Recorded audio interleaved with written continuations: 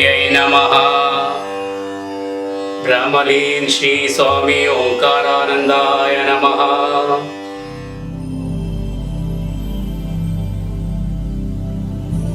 Today you are going to learn Bhagavad Gita chapter 4 Jnana Karma Sannyasa Yoga shloka numbers 16 to 20. Repeat after me. Kim karma karmeti. किं कर्म कर्मेति किं कर्म कर्मेति कवयोऽप्यत्र मोहिताः कवयोऽप्यत्र मोहिताः तत्ते कर्म प्रवक्ष्यामि तत्ते कर्म प्रवक्ष्यामि यत् ज्ञात्वा मोक्षसे शुभात् यज्ञात्वा मोक्षसे शुभात्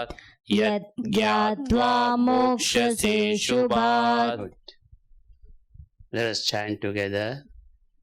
किं कर्म कर्मेति कवयोऽप्यत्र मोहिताः तत्ते कर्म प्रवक्ष्यामि यत् ज्ञात्वा मोक्षसे शुभात् Now you chant.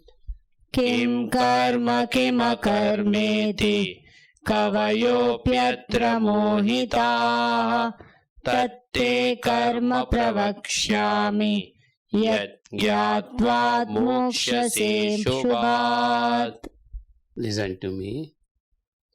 किं कर्म कर्मेति कवयोऽप्यत्र मोहिताः तत्ते कर्म प्रवक्ष्यामि यत् ज्ञात्वा मोक्षसे शुभात्.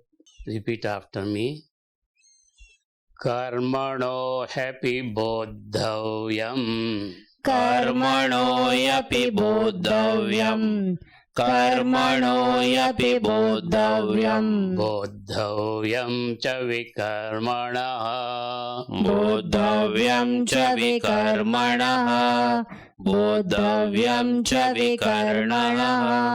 अकर्मणश्च बोद्धव्यम्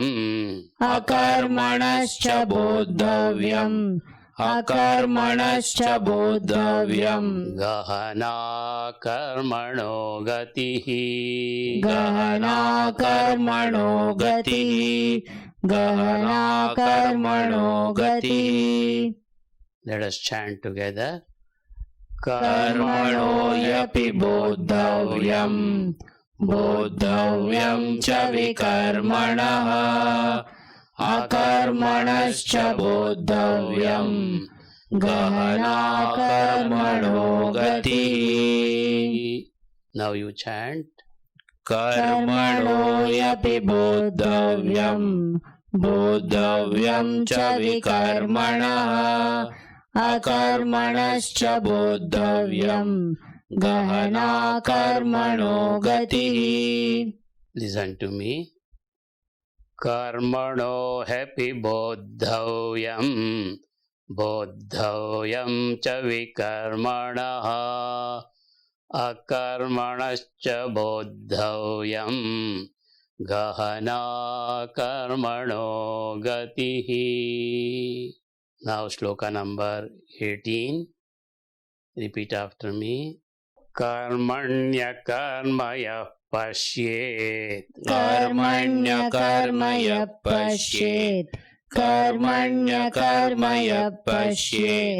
अकर्मणि च कर्मयः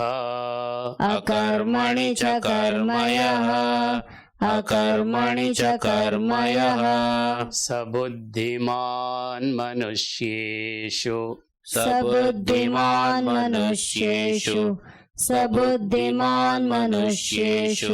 सयुक्तः कृत्स्नकर्मकृत्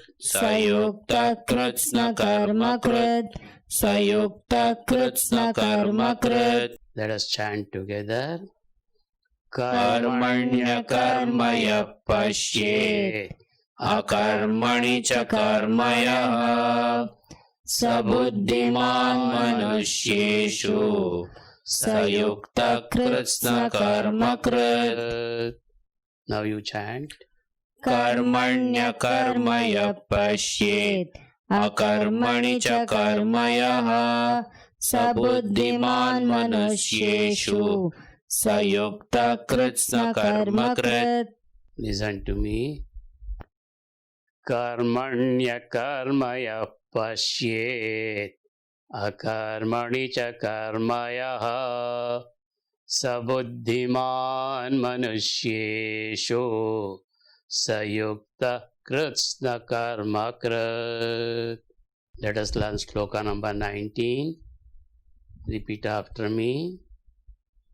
Yasya sarve samarambah यस्य सर्वे समारम्भाः यस्य सर्वे समारम्भाः कामसङ्कल्पवर्जिताः कामसङ्कल्पवर्जिताः कामसङ्कल्पवर्जिताः ज्ञानाग्निदग्धकर्माणम् ज्ञानाग्निदग्धकर्माणम् ज्ञानाग्निदग्धकर्माणम् तमाहुः पण्डितं बुधाः तमाहुः पण्डितं बुधाः तमाहुः पण्डितं बुधाः. Let us chant together. यस्य सर्वे समारम्भाः कामसङ्कल्पवर्जिताः ज्ञानाग्निदग्धकर्माणम् तमाहुः पण्डितं बुधाः. Now you chant. यस्य सर्वे समारम्भाः कामसङ्कल्पवर्जिताः ज्ञानाग्निदग्धकर्माणम् तमाहुः पण्डितं बुधाः. Listen to me.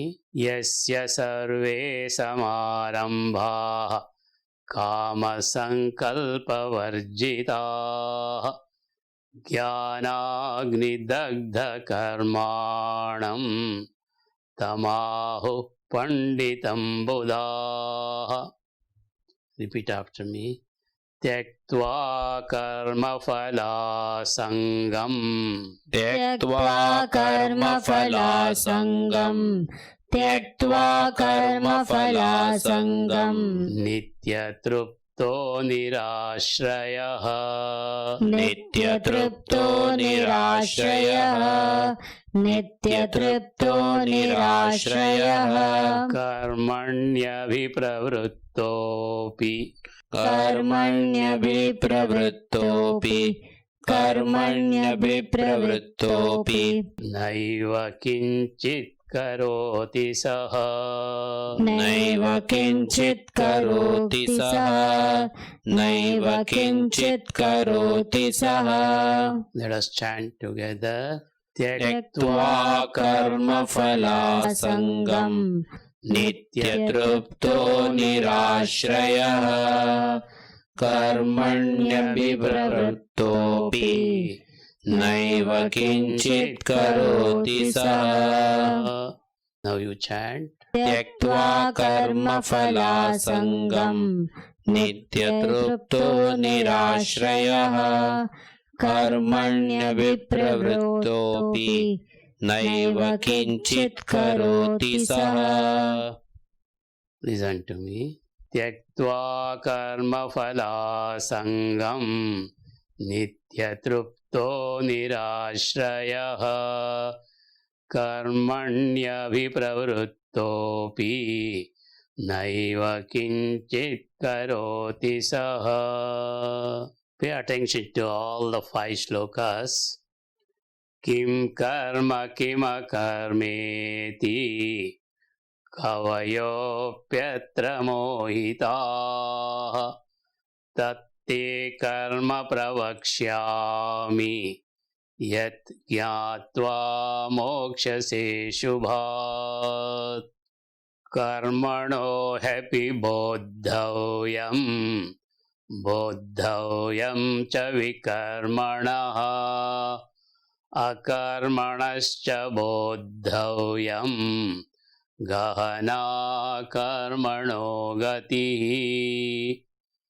कर्मण्यकर्म यः पश्येत् अकर्मणि च कर्म यः स बुद्धिमान् मनुष्येषु स युक्तः कृत्स्नकर्मकृत् यस्य सर्वे समारम्भाः कामसङ्कल्पवर्जिताः ज्ञानाग्निदग्धकर्माणं तमाहुः पंडितं बुधाः त्यक्त्वा कर्मफलासङ्गं नित्यतृप्तो निराश्रयः कर्मण्यभिप्रवृत्तोऽपि नैव किञ्चित् करोति सः. Even the wise are bewildered as to what is action, that is karma, and what is inaction, that is akarma.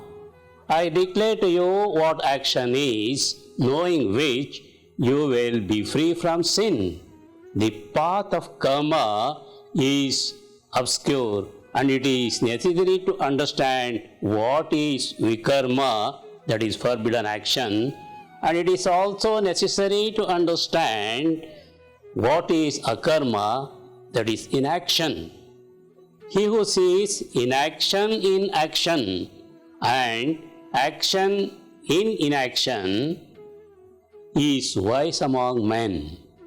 He is a karma yogi and spiritually inclined in all types of work. He whose all actions are devoid of desire and motive, the wise call him a sage. All his actions are reduced to ashes in the fire of knowledge. Having given up attachment for the fruit of action, ever content and nowhere seeking refuge, he does nothing though he is engaged in doing actions. कर्म क्या है, अकर्म क्या है, इस प्रकार इसका निर्णय करने में विद्वान भी मोहित हो जाते हैं. अतः वह कर्म तत्व मैं भली भांति समझाकर कहूँगा, जिसे जानकर तू अशुभ संसार बंधन से मुक्त हो जाएगा. कर्म का, अकर्म का और विकर्म तत्व को जानना चाहिए, क्योंकि कर्मों की गति गहन है, अर्थात समझने में बड़ी कठिन है. जो मनुष्य कर्म में अकर्म देखता है और अकर्म में कर्म देखता है, वह मनुष्यों में बुद्धिमान है और वह योगी समस्त कर्मों को करने वाला कृतकृत्य है. जिसके संपूर्ण कर्मों के आरंभ संकल्प और कामना से रहित है तथा जिसके संपूर्ण कर्म ज्ञान रूपी अग्नि से जल गए हैं, उस महापुरुष को ज्ञानी जन भी पंडित कहते हैं. जो कर्म और फल की आसक्ति का त्याग करके और सदा तृप्त है, वह कर्मों में भली भांति बरतता हुआ भी वास्तव में कुछ भी नहीं करता.